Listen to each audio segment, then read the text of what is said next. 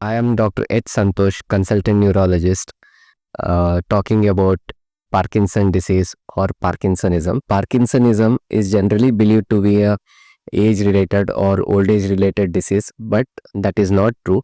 Parkinsonism can occur in younger age group as well, which is called as young onset Parkinson disease when it occurs in people aged less than 45 years of age. Parkinsonism is a broad spectrum term wherein it encompasses what is called as the Parkinson disease, which is the primarily known disease, or it is also called as idiopathic Parkinson disease, IPD. So that is the main type of Parkinson which we are generally aware of, in which there are three components. One is shaking of the hands, which is called pill rolling tremors.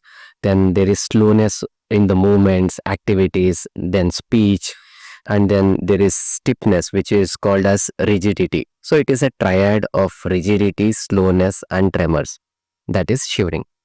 But there are certain types of Parkinson which start with a single symptom, which is like it could be tremor predominant Parkinson, or sometimes gait postural instability predominant Parkinson. But mainly this triad is the one which is known to be identified. Apart from that, there are other things called as secondary Parkinsons. In some cases where we call it as there is excessive fluid collection in the brain, which can lead to Parkinsonian symptoms, which is called as normal pressure hydrocephalus. Then there is something called as vascular Parkinsons, like in a patient who has either recurrent smaller strokes or one bigger stroke can have Parkinson features as a sequelae. Then there are other types of Parkinsonism called as Parkinson plus syndrome, which have other features, like there is gaze, upward gaze restriction is called, where they can't the eye movement is restricted. They have recurrent falls. That is a type of Parkinson which is called as progressive supranuclear palsy.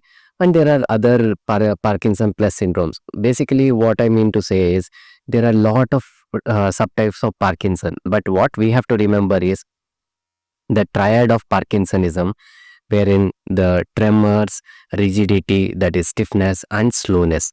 If you see any of these features which is progressing over time in any given person, then probably he or she would be having features of Parkinsonism.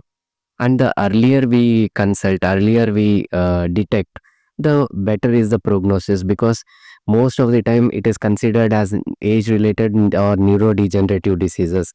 But in some cases where it could be because of some metabolic derailment or some toxic deposits or due to recurrent clots, these are all preventable in a better way.